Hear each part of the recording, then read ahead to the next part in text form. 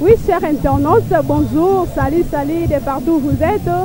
C'est toujours votre humble servante, tellement beaucoup. Oui, chers internautes, vous constatez Ninika place à la télé, mais avant que tout le monde loba. Vous constatez que nous sommes dans le terrain, vous pouvez récolter des images, vous avez des informations. Et la journée, il y a dans les peuples d'abord, donc base, parce qu'auparavant en Genève, c'était président le président Fayoulou. Il y a la Mouka, il fallait qu'il y ait ma président. Mais, base Baboya qui va dire jamais Félix, il faut tenter chance l'élection pendant que ma président. Bakena qui pour retirer signature na bango. Voilà pourquoi bazo célébrer journée na bango déjà pour ma base qui a raison. Ce qui base va retirer la signature faut na foyer lutter peut-être mon candidat biso Fati Beto anga bima mo candidat. Zo bande connaître IDPS ba parti nyonso eza awa mingi IDPS ainsi que ba Asbel les baza ko célébrer mon na bango. Voilà pourquoi to fiti awa bien que cérémonie n'est pas bandité mais ba te belé ba si ba déjà qu'on célébrer mon na bango il y a base. Donc cette fête il y a base. Yango on a des raisons d'ozali awa pour comment on a bien tout à l'heure comment est-ce que bazo fêter bazo bina les peuples d'abord on se fait là et puis on se retrouve tout juste après. Tozala bino en la terrain pour la cause la bino information. Oui bonjour maman journaliste. Oui tout le monde bino ala ba pola maman Lutumba et ça nga bien makasi a tiré là pour faire bino. Donc ça va la poani. Bon, nous moni biso le MFB toza le messager de Fati Beto. Une structure Asbel structure pour les affiliés de la Ligue de Jeux de PES. On a journée de la base. On va journée de la base. Le 12, le président a besoin de retirer une signature au niveau de Genève. On est fêté à la base. La permanence au temple, il y a la démocratie. La ministre est MFB danger. Association mon côté et le MFB. Et il dit c'était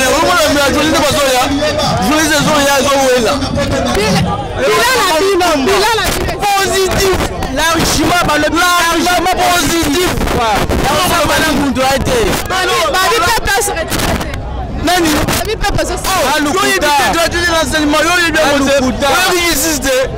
Maman, on a compris la photo, on a évité, mais non, largement positif la minute. La désécurité assurée. Merci. Bonjour, ça va? Bien. Toza lelo ezali journée de base. Journée de base. Pourquoi? Na mema bandeko nanga bakufa makile tanga. Omoni akoma boye. Depuis 2010 nazalaka boye. Ozoka? Je suis actionnaire à l'Itaranzela. Ozoka? Lelo Félix ala kufaka. Tosa bango de soki ba en juillet 2023. Zoka, tu veux protéger l'île, il y a Etienne Tshisekedi jusqu'à au bout. Tu zali na la vérité dans ça exemplaire. La présidence Mama Luta numéro 10. Ok, c'est bon, bah oui, le peuple, bon, serait. Oui, tu veux dire, ça va. 32 ans, il y a Mobutu à Salani. 4 ans. Il y a Kabila, Badbazana Zamba. Toye, 18 ans, il y a Kabila, à Salanine. Lelo Félix, à Sala 3 ans, il se retrouvé. Nanini. Nanini, na iso tala toa ba konga nanini. Oza journaliste. Tobi ke bino bo kabwana. Bino bo sala na lamuka pour que Moïse Aza après ça bino ba mbongo, ba million o bo salaka. Tobi vérité. Je suis actionnaire. La bête à toi boy. D'accord, merci beaucoup. C'est là, oui. Au CPL, il faut le bas. Il faut non, je suis actionnaire de l'IDPS. Nazana IDPS, qui est Koufa. Nam Tabandu, nous Massi. Il fallait le trouver pour faire un beau côté. Quand tout le monde a pris un beau côté. Pour ceux qui sont au Congo. D'accord, merci beaucoup. Un mot par rapport à l'événement. Événement Oyo. Au moins, l'événement. Au moins, tu as ce que je suis 100 fois de 100 fois. Merci beaucoup, merci.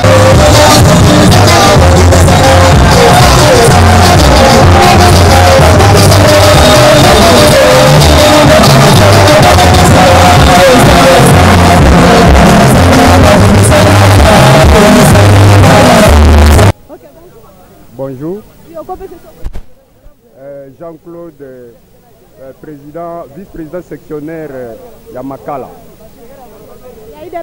IDPS Makala, bien sûr. D'accord, merci beaucoup, papa Jean-Claude. Lelo Tosanganyawa, on a Kokanisa, Oyo, ezali instauré par notre président, il y a parti, journée de la base. Ezali Mukolo Tozo Kanisa, Mukolo base à Zouaga décision. Parce que boyebi que avant de la élection, l'Isanga Mouessa Mara à Genève. Et Sangisaki, bateau Union sur Bazagi en opposition. On a candidat Oyo à Sengeli, Kozala, candidat ya opposition pour une élection. Mais avant de Kendekuna, pour le peuple congolais, candidat ya peuple Zalaki, Félix Tshisekedi. Mais tant que tu komi kuna, tu kamwe, bandeko bakendaki wana, balie bambongo ya ba lobby, bani tout ça, bakebi msa mutu moko boy. Alors biso tolobité pour na biso base que il fallait alongwa na makambo wana. Yango wana président na biso alongwaki. Asala auto bengaka. Donc ça mukolo retira ki signature. Mukolo to retira ki signature to benga yango retirada. Alors biso to dit que ça la retirada, biso to ko sala remontada. Effectivement, azaki na confiance ya base na ye. Tango ayaki to yambaka ye, bozalaka bapayate bomonaka, to kepe na élection, to zipe bord. Lelo eza mukolo yo etikali na la partie photo célébrant. Photo là que ça rabat wana ke tozaraka. D'accord, merci papa. Oui, merci beaucoup pour la question. Ngai na ko loba quelque chose en termes ya ajout on est retour au sala. C'est simplement mukolo oyo IDPS a célébraki pour na ko loba non na trahison na compromission. Il y a bandeko yo tosangana na bango parce qu'avant de Genève il y a eu un travail préalable auto savait que au niveau de l'Afrique du Sud Tolobi qui ne peut être candidat commun de l'opposition, il fallait candidat à réunir un certain nombre de critères. Entre autres, il fallait avoir un parti politique fort qui a une représentation nationale. Il fallait normalement partir en a durer autant en opposition. Et quand on est parti à Genève, c'était simplement pour nous parachever ce qui a été convenu comme préalable à partir de l'Afrique du Sud. Alors tant que monde qu'il y a eu compromission suite à certaines interférences des lobbying, on va dire que ça IDPS a comme un pouvoir, il y a un des peuples à se tenir debout, il y a IDPS, par le président, vous devez retirer ipso facto votre signature, vous devez venir ici pour battre campagne afin de gagner les élections. Et à ce moment-là, ce courage doit être célébré par les milliers de combattants. Voilà pourquoi nous sommes ici. Nous remémorons de cette date-là qui a amené notre président à la victoire à la magistrature suprême. D'accord, merci beaucoup. Et ce gouvernement, président Fati, est-ce qu'elle doit reconnaître que base n'est vraiment et contribuer qui n'a pouvoir, mais elle doit reconnaître Binoré? Ok, vraiment, le président de la République a reconnaître que pouvoir réussir la base. Pourquoi? Parce qu'il avait compris que l'IDPS est un parti du peuple, pour le peuple et par le peuple. Comme le peuple a dit, je ne peux pas être lié par des engagements personnels à se plier dans l'orientation et à base. Donc il reconnaît que c'est le pouvoir du peuple et voilà pourquoi même le credo de notre lutte, c'est le peuple d'abord. Est-ce qu'à récompenser Bino par rapport à lutte? Oui, la récompense est là. La récompense est là parce que nous voyons certains de nos combattants qui sont des ministres, certains de nos combattants qui sont des conseillers dans des cabinets ministériels. Il y a certains de nos combattants qui sont dans des entreprises publiques. IDPS c'est un parti de masse. On ne peut pas aujourd'hui tous au même moment. Mais nous partons progressivement. Il y a un problème, il y a mandataire dans les entreprises publiques. Les combattants seront là. Il y a un problème, il y a territorial. Il y a un problème, il y a ambassadeur. Il y a un problème. Donc, nous allons partir de manière progressive. Comment on a déjà un bâtiment à Kingoa, il y a président Kendaki Jérusalem. Comment on journal Lelo? Et ça date le 12 novembre. Et ça date historique. Souvenons-nous, il y a un événement au Salemara le 12 novembre 2018. Ok? Après le coup d'État au Bassalabisson à Genève, au Yebi, Papa, maman Nangaï, au moins parmi les leaders, il y a toujours un leader. Les 7 leaders Wana, au Bakenda qui na Genève, les champions des champions, il y a Bangonion, c'est là une de Fatih Béton. Teyokani, Fatih Béton est là, il est leader. Est-ce que Bozo se retrouve le peuple d'abord, Azo se retrouve dans le pouvoir. Mais au cas où pourquoi faire une expression Nangaï pour la date à l'élo. Basali biso coup d'état en Genève. Aux Hollanda, leader au Ezalagi poids lourd. Parce que l'IDPS c'est le parti le plus puissant, c'est le poids lourd, il y a RDC Mobimba. Il fallait leader pour faire face à un régime dictatorial, il y a Hippolyte Kanambe, le soi-disant Joseph Kabila. Il fallait leader en Aoutana IDPS, c'était Fatih Béton. Alors, ba médiocre politique tozalaki na bango kuna soit ba médiocre leader msusu tozalaki na bango kuna bake kolia mbongo ya ba européen pour ba monter coup d'état na IDPS. Mais Dieu les a disposés. Vous voyez, hein? Ils ont proposé, mais Dieu les a disposés. Lélo, c'est Fatih Béton qui est dans la magistrature. Oui, Tobo, est-ce que Bozo se retrouve dans le pouvoir? Écoutez, tant que le panier circule encore, tous les combattants, les uns se retrouvent déjà et les autres se retrouveront tant que le panier continue à circuler. Bonjour madame. Ok, qui se présenter auprès de Bachan? Bon, je suis la présidente nationale des messagers de Fatih Béton, MFB en sigle, la maman présidente. Ok, MFB Zani. Et ça, il y a ASBEL association, les messagers de Fatih Béton. Il y a une coordonnatrice? Oui, une coordonnatrice. D'accord, merci beaucoup maman. Pourquoi? Bon, le la journée, président Félix a retiré qui signature à Genève. Donc, il y a une journée à base. Le 12 novembre, il y a une journée à base. Il y a une célébrer. Le rôle de l'association est affiliée à la Ligue des jeunes IDPS. Il y a un autre qui est à la base. Le journée à base. Merci beaucoup maman Lutumba. Donc, pourquoi on fait ce bilan? Est-ce que le bilan est positif ou négatif? Oui, na 2 ans et demi, le chef de l'État, bilan est positif. Alors, le bilan est positif. Comment est gratuité enseignement? Malgré tout, mais quand même, il y a parti du chef de l'État. Les lots, ils ont une scène internationale. Les lots, trésor public, ils ont alors,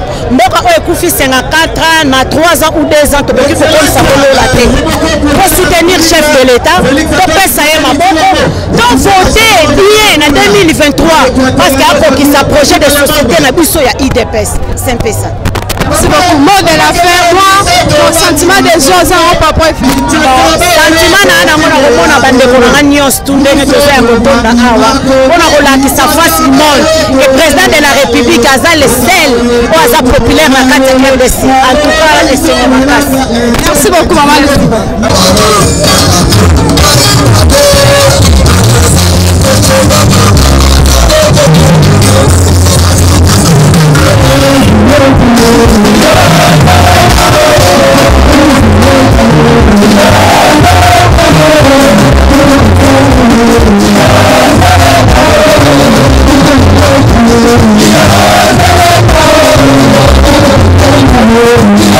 Bonjour mon amboka. Bonjour Ndego. Boni. Très très bien. Tozana siège à parti IDPS Tomoni Batou Ebele pour nous célébrer 3e anniversaire et la journée de la base. Le 12 je suis un acteur politique. Nazali au sein de Vision Fatih Oyo, président Jeko Beyazo dirigé. Voilà. Ok. Le 12 novembre, ils ont rappelé. En fait, c'est un moment historique dans Mboka-Nabiso. Depuis que Congo est à la Congo, nous avons alternance. Ceux qui ont Congo ont alternance, et ça grâce à la journée Oyo. Dans Makamou et les gars qui sont à Genève, Oyo biso base que décida qui, Oyo te fait ça qui est une injonction dans le chef de l'État actuel. Nathan Wana Zagi président de la partie IDPS. Je fais ça qui est une injonction. Ayoka Kibiso, le Lopenzamba Tombolier, a commis président de la République. Voilà. Ils ont mémorisé Marambo Pelé. Donc c'est une journée là historique pour la Mboka Nabiso Congo. Voilà. Manifestation à l'élo, ils ont annoncé na ba challenger il y a parti de PES dans le pouvoir pour l'élection à 2023. Dans nombre au monde et à Bazar. En fait, le problème à 2023, ce n'est pas un problème, c'est déjà un acquis, à ce que je sache. J'aimerais souligner une chose. Félix, en 2018, président Félix, dans l'élection, a Kendana challenger Mora Makasi, Fayoulou. Et derrière Fayoulou, tu as vu Batwazalaki Simanabango. Et Félix, a Zagaye, dans mon Mora Vital Kamere. Tu as vu Salemaki. Et actuellement, grâce à l'Union sacrée, nous sommes plus forts. Nous sommes plus forts. Pour 2023, c'est déjà rien acquis. C'est déjà rien acquis. C'est déjà rien acquis. 2023, il n'y a rien devant nous, c'est maïs. En 2008, en 2018, Vital Kamere. Si vous avez la Union sacrée, nous sommes plus forts que 2018. Donc, pour 2023, c'est déjà rien acquis. Voilà. Le conglomérat de Genève a été banni, détruit, déjoué par la base. Et cette base a enterré. Cette base est veuve. Cette base est orphelin. Cette base est blessée. Quand je dis cela, c'est de ceux qui sont partis, blessés, disparus. Et c'est un élément que tout le monde peut retenir.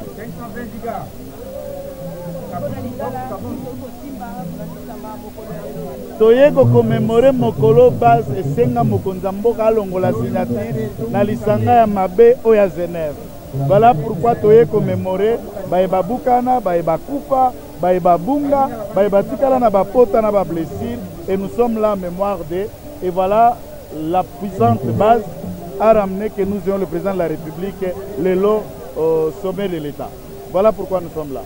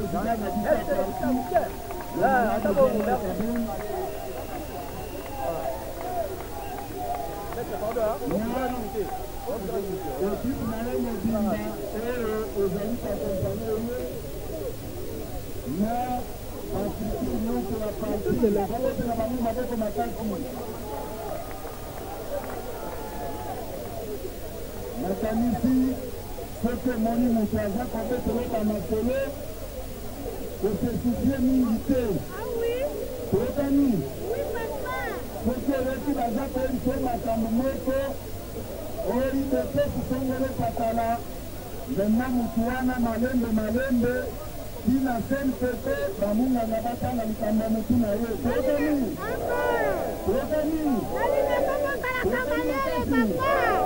puisque présence na bino awa ozali komettre fin na badiscours nyonso oyo bozali koyoka tokani yango naza koremercie bino na mobilisation spontanée oyo bozali mpona koyoka mokonzi ya parti merci mingi tokasi na boko makasi mpona secrétaire général na biso Médard Kabunda, le président Haï du parti, le premier vice-président de l'Assemblée nationale.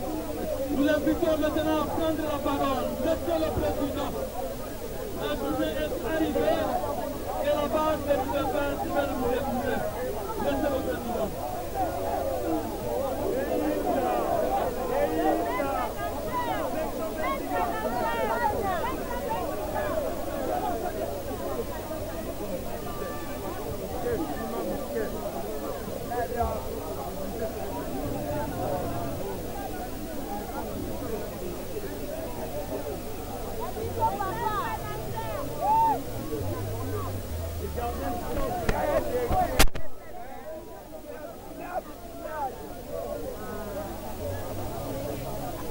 UDPS vivant!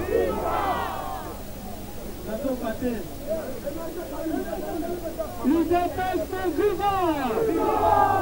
UDPS vivant! UDPS vivant!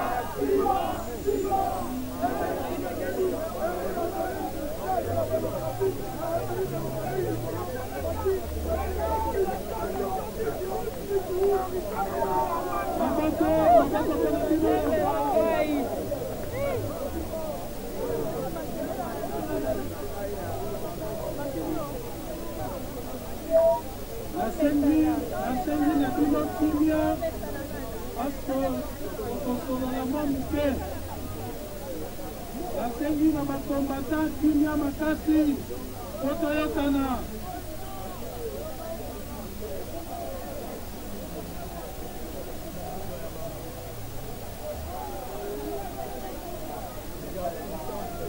kombatance na kombatant mokolo lelo ezali mokolo monene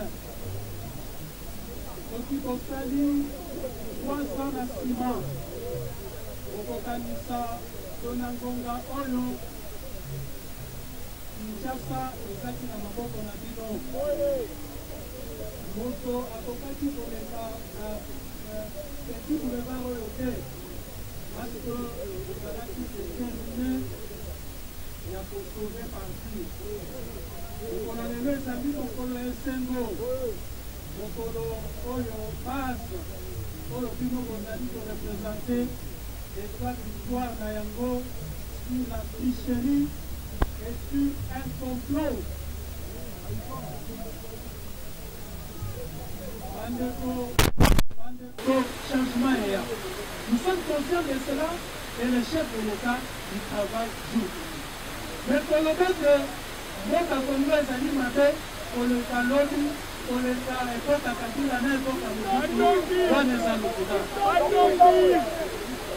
basektere nyonso ndenge nakoki koenumere yango awa ekonomi ya mboka lelo bato bakomi korespire toyebi bafirme na mboka oyo firme oyo ezalaki koproduire oyo ezalaki koimporte biloko ebele bakanga yango parceke famille ya président eza koteka meme biloko wana depuis toza na bino na boyoka famille ya président Tshisekedi ke ezoteka nini ya mboka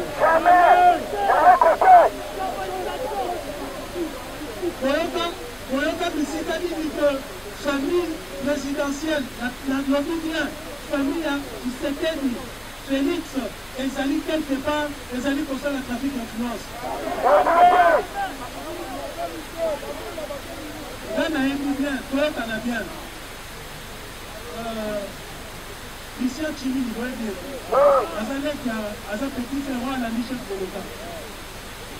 Mokolo moko azwaka chance interdit policier atelemisi alobi zonga makambo nazolokoka temo bazali akamisa mituka na azonga natali na kongo ya Kabila sowe Kabila kongo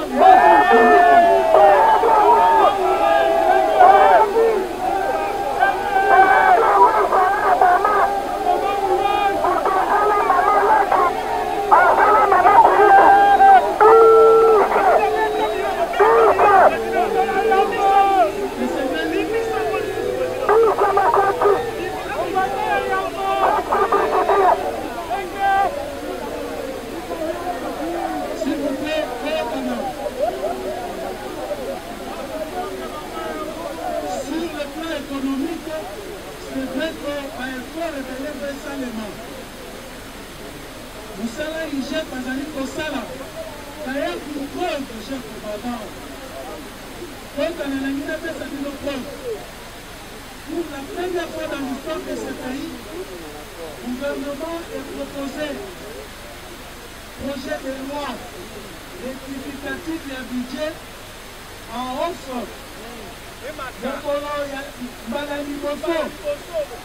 gouvernement et à lobby autorité budgétaire assignation oyo bino bopesaki biso elekisi yango mbongo masisi yango oyo esengeli bino botya yango na loi esalema na mute maladi mpe esalema toexaminaki yango lobi na assemblée nationale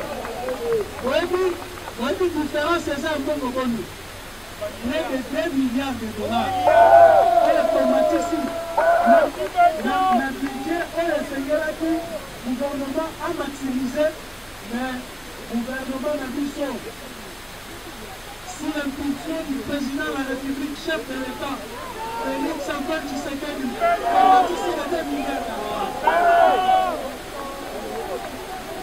makambo wana bazali kolebela yango te wana bazali komona te na droit de l'homme oyo etali droit de l'homme ozwaka banzembo ozali koyoka bien estce na ntango ya kala bazali koyeba banzembo ndenge oyebi nzembo wana nzambe na moko oyo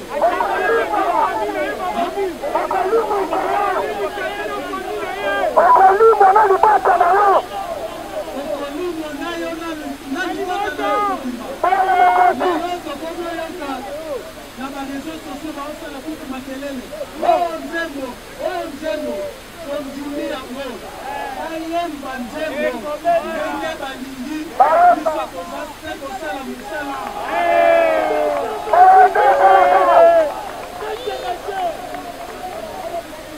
soki bazali te besoin na mbongo studio ekoki kosalisa te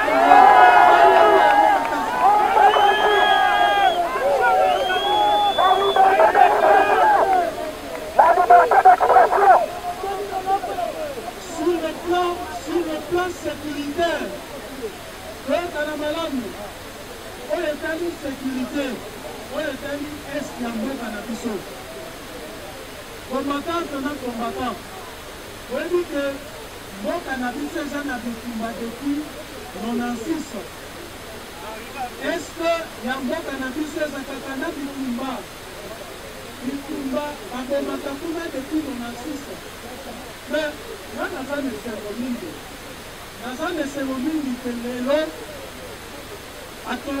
bamona ke faci esengeli asilisa bitumba wana ezali esengo mpo na biso le peuple congolais etya espoir na ye na chef de l'état mwana mboka mwana tata na mama congolais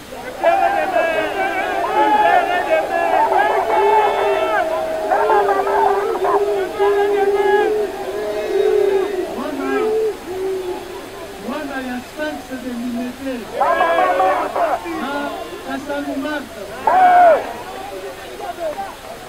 tozali na esengo population congolaise peuple congolais ate eluka na ye to Félix Tshisekedi fort de sa détermination à kosilisa bitumba ete.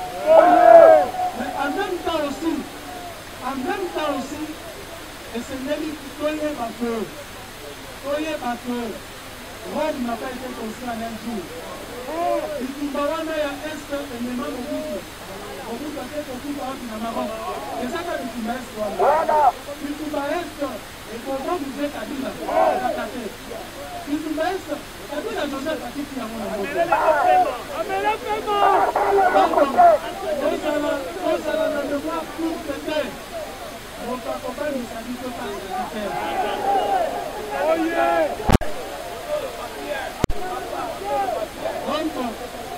détermination de tous ceux c'est-à-dire pour accompagner le chef de l'État voici sa bitumanaise. Donc, état de siège même esalemi na baprovince mibale wana ezali kotraduire volonté ya chef de l'État na gouvernement na ye mpona kosilisa bitumanaise. Soki baennemi ya mboka oyo bazali wana mpona kokombattre paix na este mpona kokombattre baeffort ya chef de l'État oyo azali kosala ete kimia ekota na este bazali kokombattre yango par ricochet à travers l'état de siège biso toyebisi bango bamata batika état de siège ezakaka wana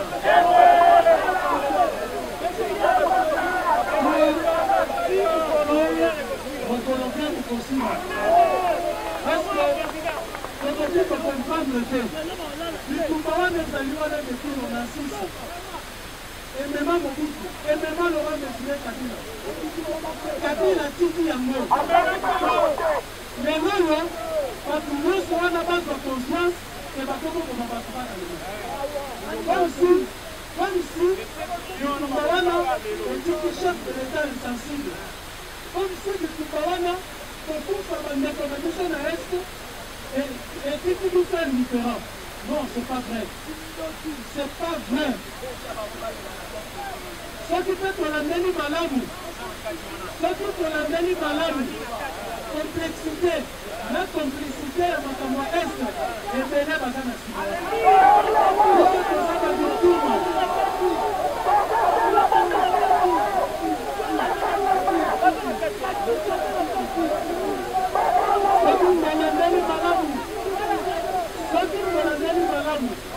Chef de l'État, na Boussolo, na population ezali kokufa, tozali bavictime.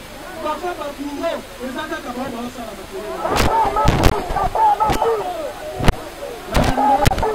na yango tozali koprofite na mikro oyo mpona koyebisa matinga na biso.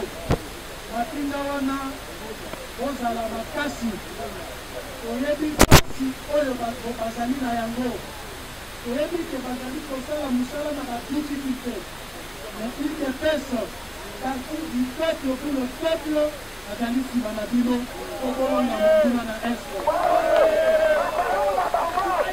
ozali te kosenga na bakambi ya makinga bazala sérieux baakompagne biso ya chef de l'État bazala boye te alobi nini bazala boye te bazala bilingangolinga te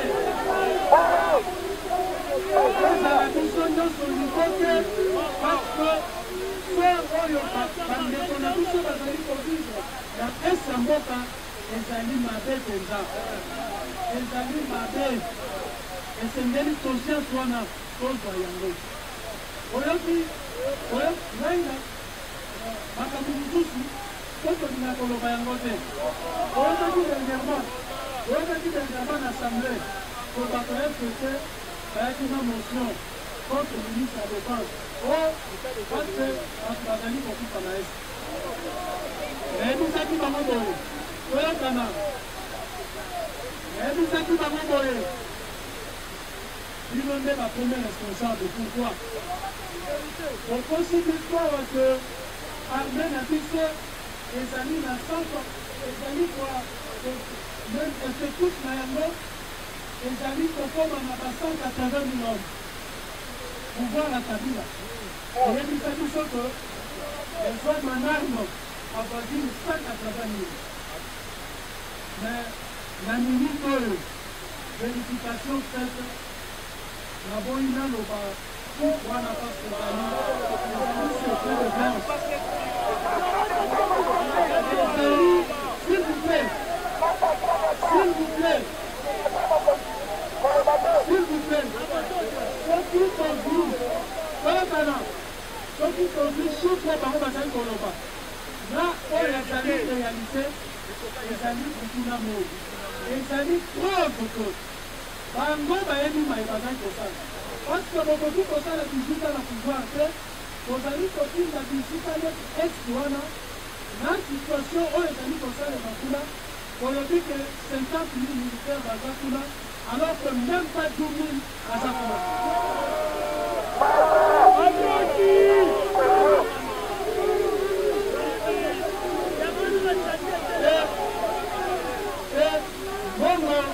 bongo ya 40 000 ezotonga babatima na bayemeklere alors entre bango na biso nani akosalela moninga motion biso nde tokosalela bango motion parce que eloko basala ezali autre trahison kotika espace neti ya este ya mboka kuna libre sans basoda sans soda sans policier mais awa bazoyebisa biso no na este totimi 50 000 basoda baza 180 000 oyo ezali lukuta donc on comprend bien que sécurité ya este ezalaki clarifié donc lelo piromane toboyi piromane abaluka sapeur pompier piromane atikala piromane batika sapeur pompier akola moto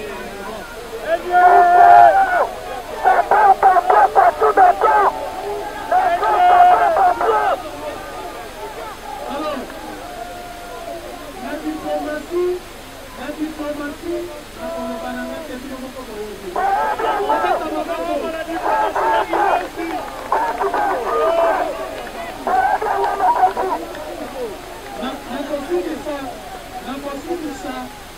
nakosilisa point oyo te sans kolobela gratuité ya enseignement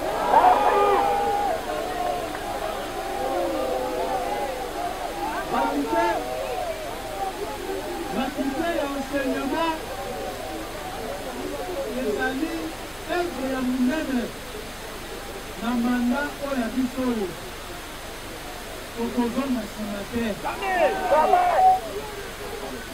article 43 ya constitution na biso ezali koconsacre gratuité ya enseignement de base soki tokoki koconsidere que enseignement de base ezali de la première primaire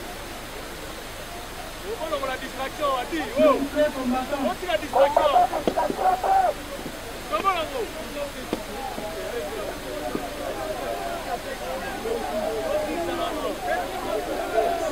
Combattant. L'entité enseignement, l'article 43 constitution de Bisso, les amis consacrés, valorisé les amis enseignement de base, les amis de la première primaire, la 6e.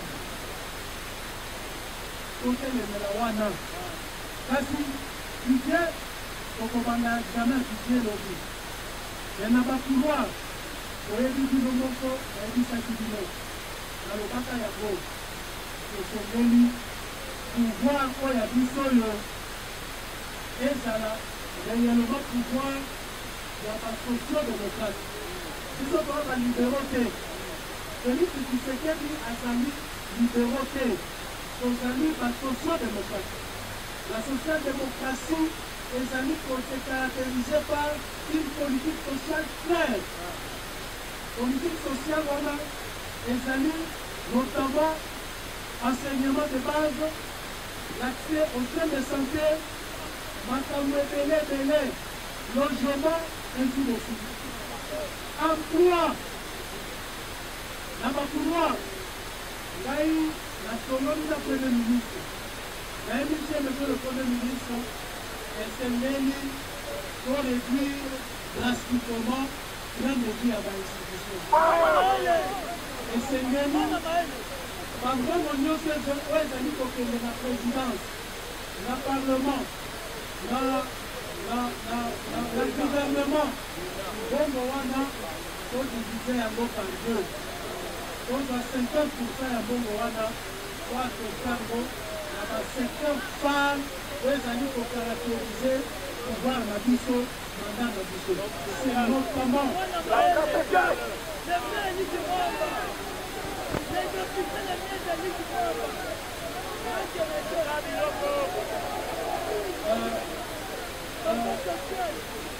nazali koloba boye tozwa mbongo wana totya yango na secteur clé oyo ezali kocaractérise mandat na biso c'est notamment la gratuité de l'enseignement et renforcer, mettre tous les moyens à la disposition de nos voyants soldats pour être ballons à l'Est.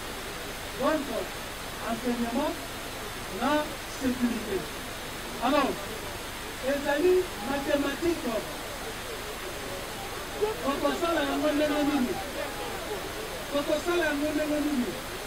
budget à l'État, budget de l'État, ezali image, ezali vision, oyo le gouvernement ezali kotranscrire na bachiffre.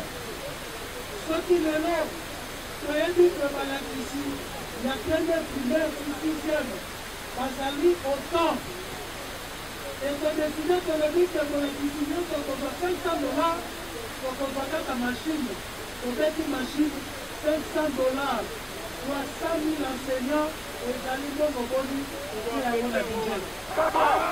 Mesure parce que tozali na besoin tosilisa bitumba na est esengeli basoda na biso bazala motive. Soki basoda na biso bazali motive, bajeune ebele bakozwa conscience ya kokota na arme. Soki lelo soda bazali kozwa $500, bajeune ebele bakokota arme. L'équipement est proposé nous au problème que dans 2 ans, une année, au possible de sa. Mais quand il m'a tombé les amis pour faire le matin, comment est-ce que l'effectif l'armée est limité, plutôt autonomie que au possible de sa. Ce qui va recrutement les amis pour faire le matin. Ce qui est au comité effectif de la Soda de Bico, dans 200, 300 000 hommes. Ce qui est un Congo de Bico. Totunukuna 80 000 hommes te tokosilisa bikumanengeni parce que nana analyse te makambo ya este baadef wana bagroupe armé nyonso bozwaka tuna bazali na baavion de chasse te bazali na bahélicoptère te bazali na bachar de combat te bazobunda kaka na baaka soki baza kaka na baaka ça voudrait dire que nos militaires, s'ils sont motivés, s'ils sont nombreux, ils auront à gagner ce combat sans faute. Parce que si les amis du monde, ceux qui vont gagner de l'aide, la loi du monde fera que aux amis ne peuvent plus se développer. Parce que la salle de temps dans la réflexion, on a fait un salut. Mais maintenant, c'est que gouvernement Samadikone acha mbongo bore na secteur wana maloba ele kape beleke olingo sudi samikamaesto wana pesi la député la lobi to doit budget la sécurité na défense to budget yango kwa de patria et to na volonté na bango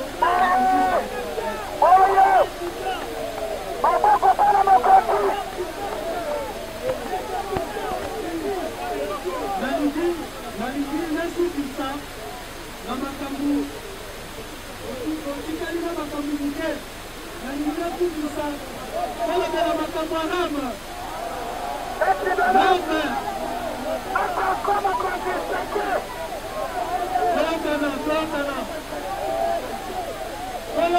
s'il vous plaît. Nayoki dans les réseaux sociaux, par diosologue, par ennemi à partir, par contre, le malobi, il devait être saliram. Puisque il devait être saliram. Pour salira ya mouwaki. Tomoni ya mouwaki. Puisque il devait être saliram, tomoni ya mouwaki.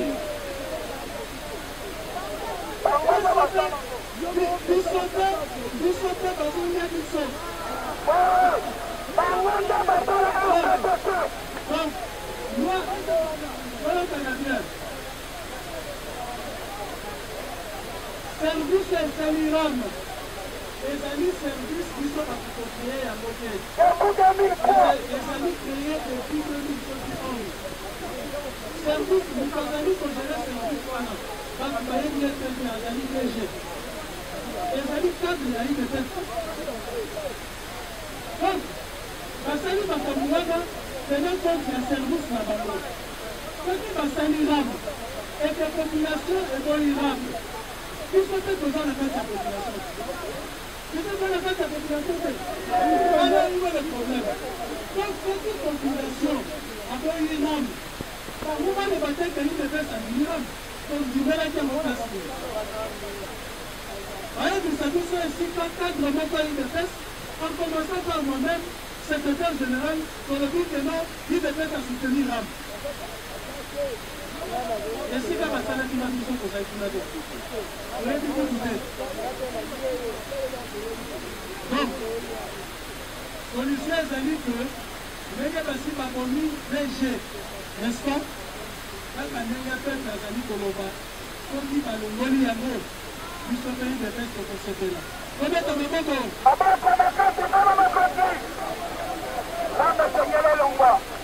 Voilà.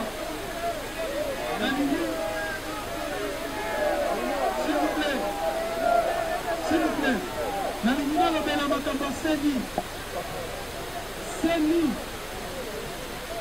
Combattant très combattant.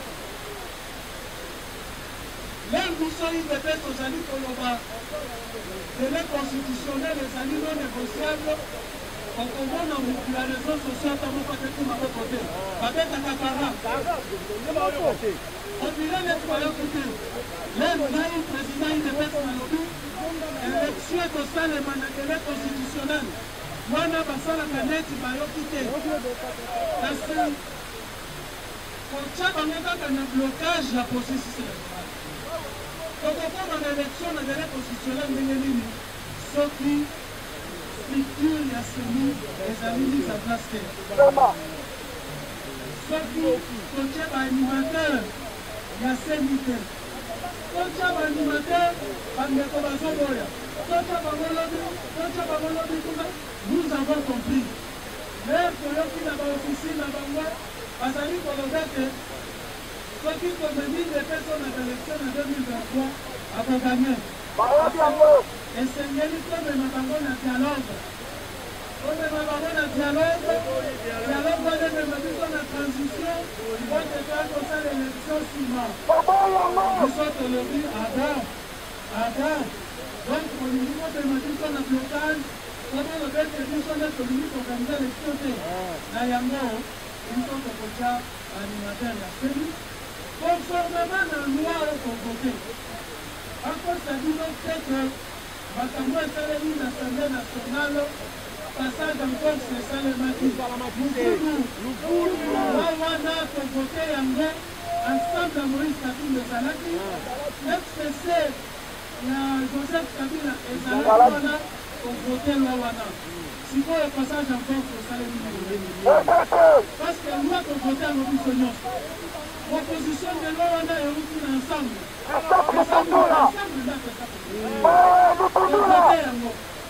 si tu as un animateur,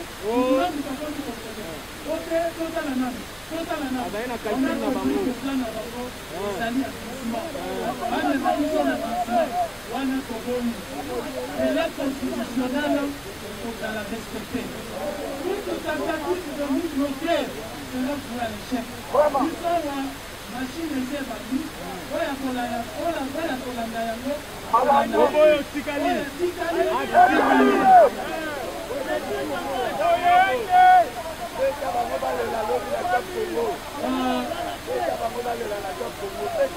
nayoki kolobela makambo ya seki oyo esengeli napesa précision nayoki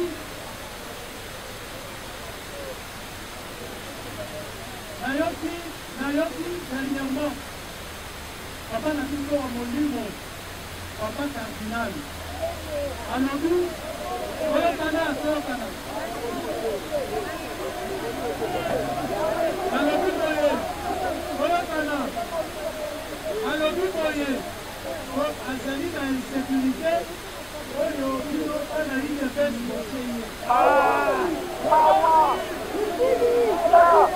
esengeli oyokana bien makambo wana interpelaki ngai kombata ya idps akende koinsécurize cardinal ekobanda ndenge nini alors na yango biso tokosenga na ministre ya intérieur soki papa cardinal azongi a partir ya aéroport basingela ye bapolisier ebele soki ye moko alobi ata 500 policier bapesa ye mpona sécurité